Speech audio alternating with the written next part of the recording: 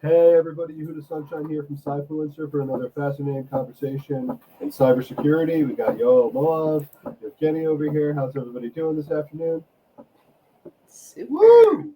Woo! Oh. Everybody's doing awesome. Woo! Anyway, thank you, Evgeniy, for taking the time to join us and share some of your experiences. We're really excited to have you on and kind of pick your brain a little bit.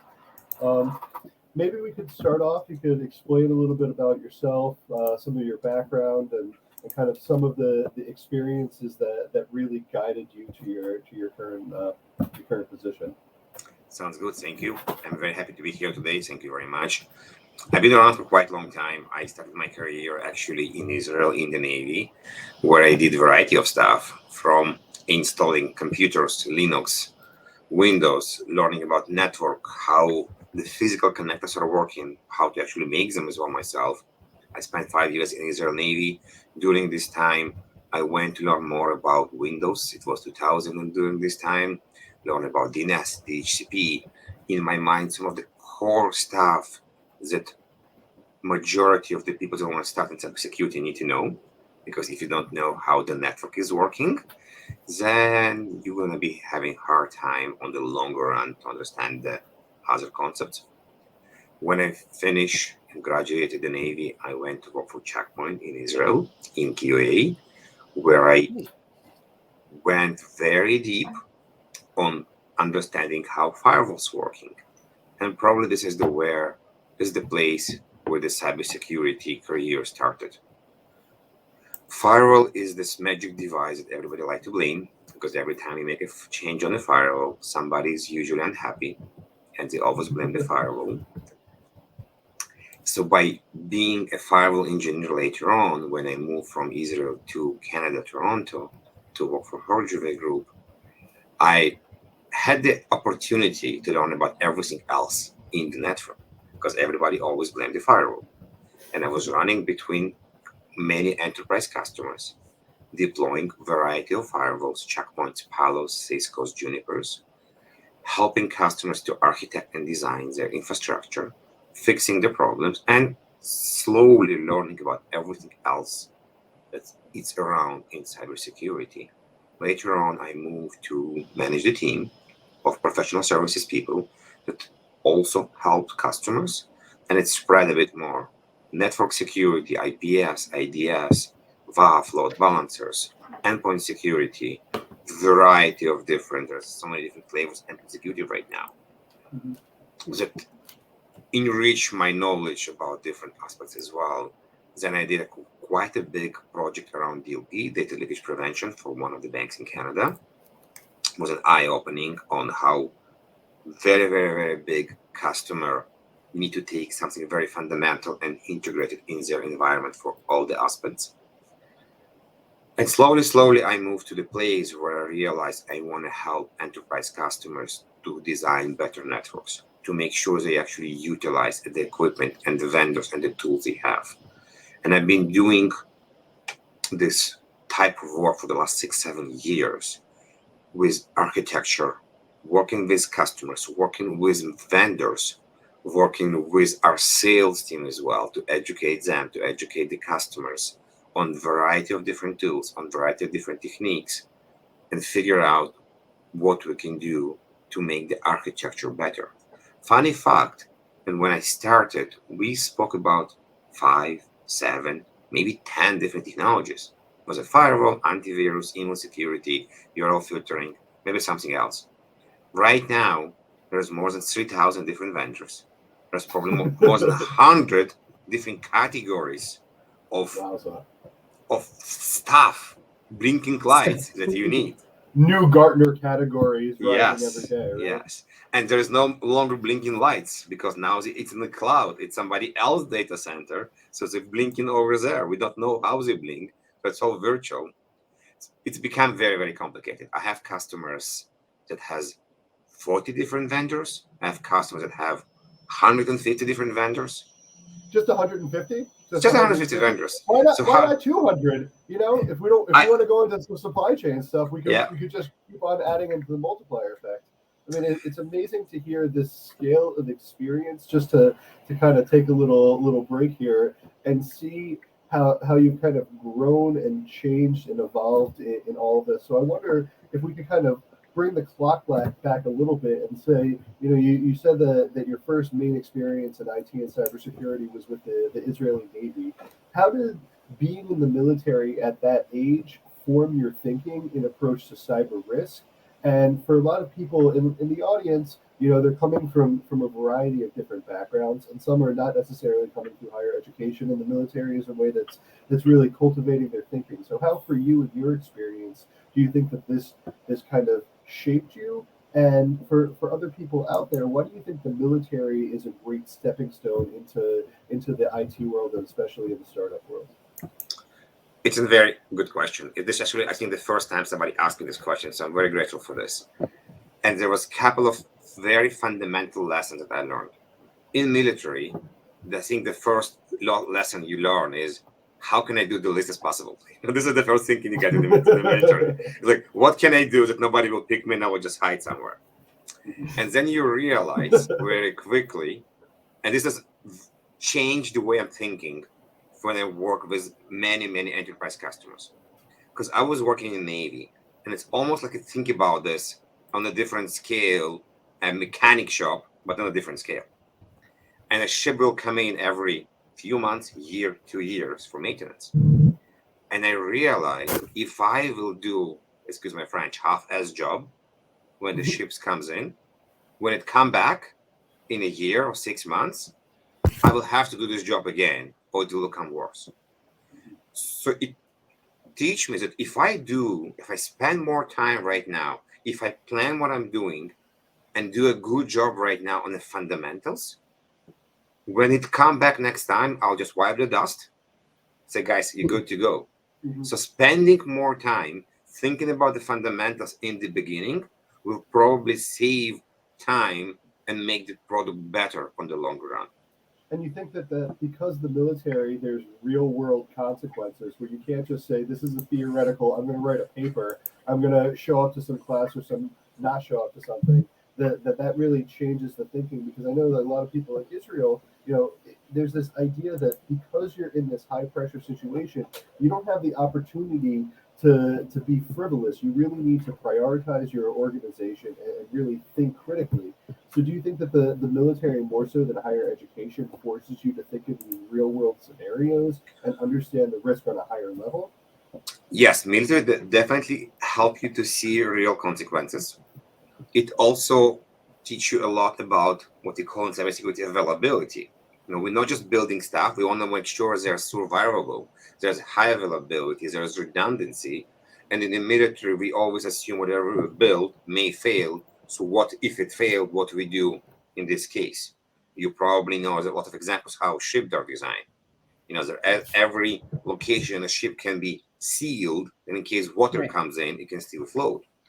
And many people actually use this analogy when they build a cybersecurity practice, defense in depth. We understand that it's not only one thing, there's multiple things you want to build. In case one of them will fail, the other one will be able to catch it and help us. And you learn this in the military. You can understand this in the military. Also, because military is a bit different organization, and in some cases there is limited budget, but in some cases there's almost unlimited budget. So if you want, and you actually spending your mind and time, there's a lot of training you can do. There's a lot of material, a lot of knowledge you can take. So if you have this willing and you have this drive, you can utilize a lot of the resources while you're there to accelerate your career. And in reality, look on how many amazing people we have from Israel that they've done with the army, they finish the army, they get out, and in a year or two, they have a real product because they spend the time to prepare themselves and become very knowledgeable on real case scenarios. Yeah, I think it's real case, and it's kind of a cliche, but the military also makes you mature in how you think, and you have to look at, like you were saying, because there's real consequences, and you've got leadership that's teaching you not to think like a dumb 18-year-old, but to think like a professional. And it's even like the U.S. military, any well-functioning military, and I'm not saying the U.S. is, but any well-functioning military should instill that kind of work ethic. And I think it's interesting because you see a lot of also U.S. veterans going into cyber as well. And I think there's like a lot to do with intelligence and the way you think and, threat. And I want to add another part here that you learn in the military. In the military, in some cases, you are stuck with certain number of people, and you may be stuck with them for a long time. It could be in a ship, it could be outside or somewhere, and this is a very interesting part I learned also from more on the people that have been in the fighting force, that you don't have to like the people you're working with right now, but you need to know, to trust them that they will do their part when you need to execute a job. And this is fundamental in cybersecurity as well. If you're in a SOC, if you're in a project, you may don't have to go for a beer when you're done. If you do, it's great. But you need to know that everybody will do their job. The PM, the was installed, the product manager, the analyst, they will not drop the ball and they will know when to escalate. So many times I've saw, unfortunately, the ego of people took effect and they were trying to fix something by themselves because they were afraid to escalate to the manager or to the peer that somebody will think that they are not knowledgeable enough. And time to resolution, one of the most important metrics in my mind when we're talking about incidents. It's not the time for ego. Yeah. I wonder when you're talking about this, how the critical thinking and the approach to managing risk is different in the military versus the startup world. Because you're saying, this experience really it supercharges your ability to go into this community, get a really innovative idea, and bring it to market. How do military veterans kind of have to adjust their thinking or adjust their expectations in the startup community to be able to work with how they function? In the military, it's rigid. There's these different expectations. In the startup community, there's different KPI for success. So how do you think that your experience in the military was beneficial there? And then how did you kind of have to reapproach and say, I'm working with Checkpoint, I'm having this opportunity to meet new people and think in a different structure. How do I need to change how I previously approached it to work with everybody else? So interesting point. In a long way past, way far, there was no schools. We will come somewhere, we'll become an apprentice, and we'll learn from the master, and we'll become master later on. In the military, we still have the idea. We come in, we have somebody that's teaching us, depending on what you do.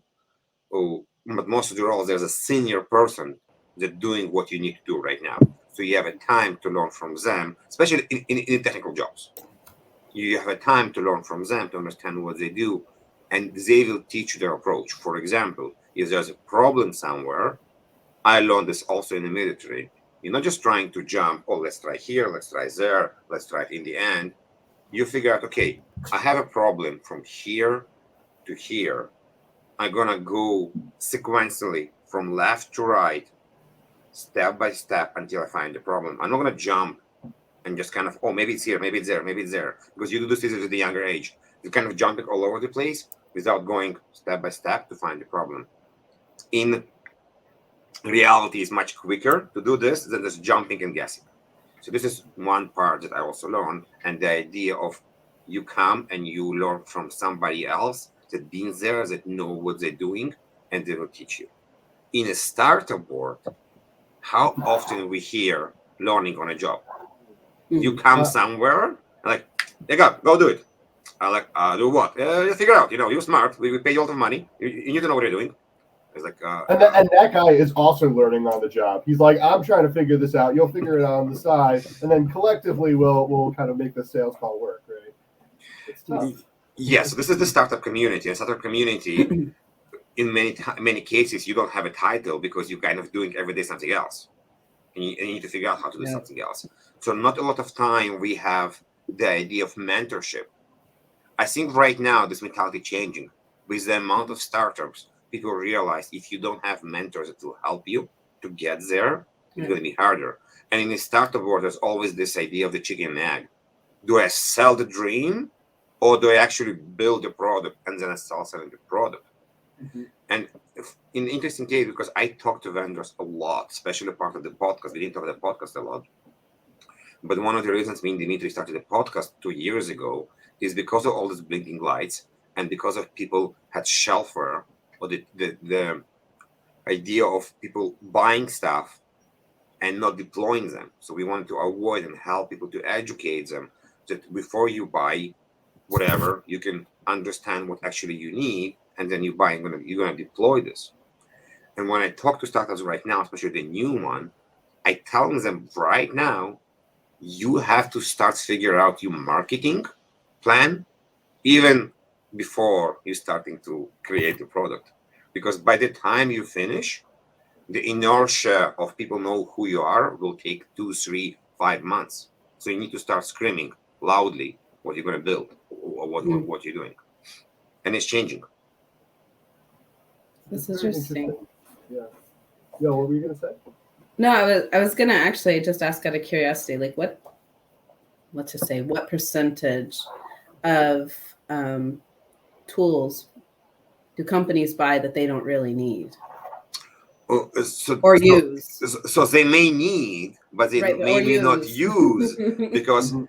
every company pretty much I'm talking to telling, oh, Evgeny, we really don't have enough people.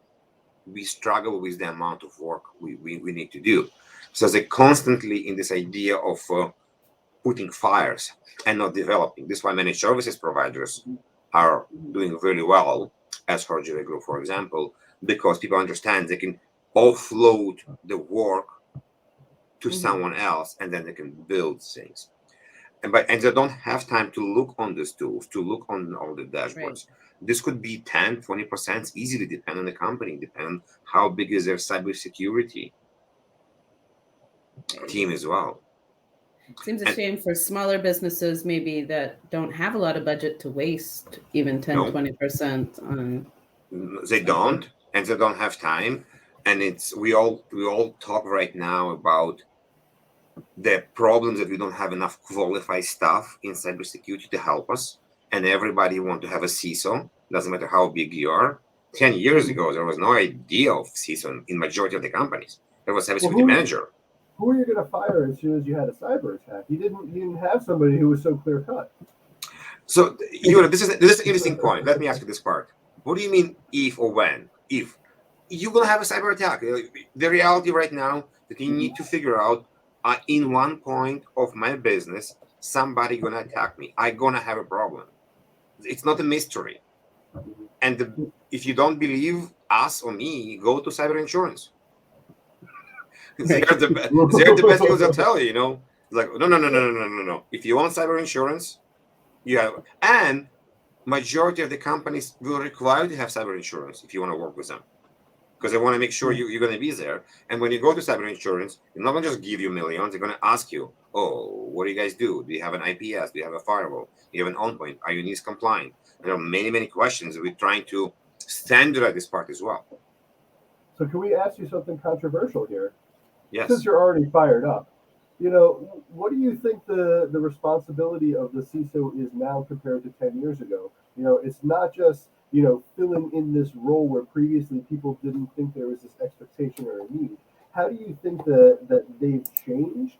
And how do you think that they have to manage these different elements from cyber insurance to different vendors to be able to integrate this cybersecurity culture and something that's really implemented down the chain?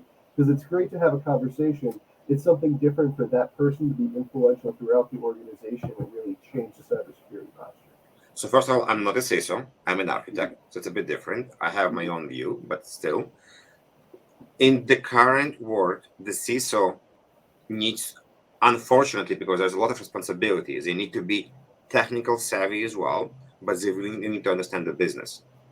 The main job of the CISO, in my mind, is to be able to translate the cybersecurity needs of the company to the board of directors, and why they need a bigger budget, or why do they need to have more focus on cybersecurity. Because there is no 100% to be secure. It's a journey. You cannot get there. And this is, in my mind, one of the main jobs, is to actually make this technical translation to business. Not always technical, because you also have risk and compliance and other things as well. And then the CISO may have people under him that will actually be more technology oriented or more risk oriented. And again, somebody will be better in one place and worse in a different place. They just need to find. The idea is not to know everything. The idea is to hire the people that will help you to have the gaps. Now, going back to what you said, like at the very beginning, you said that you believe that's important to have like knowledge of network. Is that a controversial statement? No. I see a lot of people saying you don't need that, and I'm like, no, I've seen that on LinkedIn, and I'm thinking it seems pretty foundational. But okay, if you're going fundamentally to say, oh, I'm only going to do risk and compliance, and basically, then why would I need to know this? But one point, somebody will explain to you why we need URL filtering, or why you got infected with email or malware on your laptop, and you will not understand how it actually happened. It's not going to be cool. So it's still a problem, even if you didn't want to deal with it before. Yes. So, okay, let's try to give an analogy. I like analogies a lot. You don't have to know how to change a tire to drive a car. You don't need to know there's oil in the car. You don't need to know how to put windshield liquid in your car as well. You can still drive the car, but if you knew this and you have a problem, would you be a better person? I think the better driver. I think you will. It doesn't mean you have to do this, but if you know where it exists, no, I think it's important. Forward, right? No, I've actually always said I think it's important to understand how a transmission works and all that, even if I can't build a transmission. But then I understand my car better and I can feel when something's wrong. Now, internet build on network. The internet work on HTTP, HTTPS, and DNS. If you don't understand, at least on a basic level, what they are, why, oh, I just moved to a different domain and nothing works for me. I just moved to a different IP. If you don't even understand the acronyms and how it's working, you will not able to communicate to people what is the problem you need. So this is the basic in my mind. I unfortunately don't think that hacking is the first beginner part of cybersecurity. Many times on the internet, on Facebook, when people want to get into cybersecurity, like, oh, go learn how to hack. Oh, go learn some kind of a language. I believe fundamentally that to start with cybersecurity, you need to understand the network, the IP, the DNS, the DHCP, the HTTP, a bit understand how Windows working, just to get the basics. Is that a controversial statement? Do you think that approach to cybersecurity would be more productive for people's thinking instead of something that's seismically different? How do you think that this changes how people, they change their outcomes or their expectations in going into cyber? Can you ask again the question? Do you understand? I'm just trying to understand how this approach changes your ability to process the risk and the problems in cybersecurity itself. So if you're a beginner in cybersecurity, I think the name risk shouldn't apply to you on the higher level. You're not there to decide risk for the company. You're doing a specific problem, a specific task, a very isolated, siloed kind of. The risk you may need to know later on is, okay, I need to cut over a firewall. I need to change my server.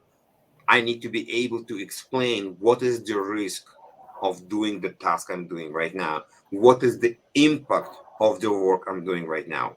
This is related, but this is more of the impact, less on the risk. Risk, we're talking about, okay, if I'm not patching the server, what is the risk my system will go down? This is not a decision people need to make in the beginning of the career in cybersecurity. Right. I think that makes sense. Sounds pretty fundamental, but maybe it's your military background. I don't know. Could be, but to do things the logical way. I also spent a lot of time to also help the customers to make changes, to move from a system to a system. I attended numerous of cabs where you change controls, when you explain what you're gonna do, what is the impact, what can go down, how long we can go down. If it doesn't work, how we go back. And even so it was for firewalls as with systems, it's applied for any change or major change you're doing in the company. You can say it's a risk or it's an impact, but it's important. Unfortunately, we hear vendors say, oh, to deploy my solution is like half an hour. It's like plug and play. It's like, okay, great. But we need that you have VMware for me, Intel team, cloud, this, like, oh, so you say I need to spend 2 months before you gonna come and spend 60 minutes or half an hour to do the work. So they're not explaining the part correctly. Right. Also, this the part we spoke about vendors. I think it's important and fundamental right now. People say, oh, I have a call with the customer. They're gonna buy this solution. We're gonna do a POC or POV, proof of concept, proof of value. And I always ask, okay, what are you gonna test? Oh, they want to test XYZ. Did you created a document that will basically describe the success criteria of what you're gonna do? Like, no, don't worry. Like, no, I'm worried because if you didn't do it, you're gonna fail because the customer gonna have a monkey brain. I have a monkey brain as well, and they see, oh, this is cool. I want to test this. Oh, this is cool. I want to test this. Oh, squirrel, and you end up 6 months of testing stuff, whereas they want to tell you, oh, we don't like it because this doesn't work, but you didn't want it originally, but I want it now. So if you build the expectation in the beginning, what actually you want, I think the customer and the vendor will be much more successful. And the customer, answering about CISO as well, they need to learn to trust or have VARs, value, the V part, added to resellers, or consultant, the people they can trust. This is the people that spending their days, I spending my days to understand what's happening in the industry and not to try to solve every problem by themselves. They need to know to delegate, to say, okay, I don't really know how API security is working, but I understand it's something that I need to protect my website. I'm going to ask somebody else to do the research for me to come back and provide the information. I may don't buy the solution from them, I may buy it from somebody else, but this part of trust is very hard because right now everybody knows everything. Every customer can go on Google and in 5 minutes say, oh, I'm an expert. I read this document. I listened to this podcast. Well, if it's your podcast, then maybe it would be definitive. But everybody else, I'm a little bit on the fence. So that's my next question is really kind of going into communication here, and how can you kind of communicate this variance and understanding that your audience and being able to say, you think that this is what you want, but actually this is how we need to format the structure. This is how we need to evaluate how we're going to onboard this. This is how we're going to be able to strip down your risk.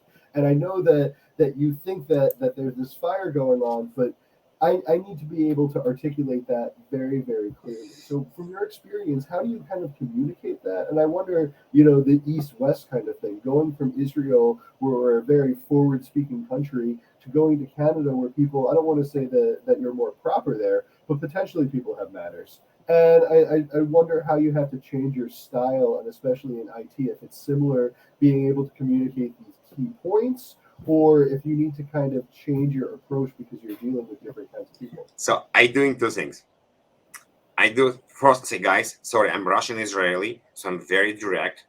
I may interrupt you. It's nothing personal. And the second asking, is it okay if I interrupt you or I ask questions when you say? And people are like, oh, okay, he's one of these guys. So they understand why I'm doing it because I am upfront telling them that I may do this.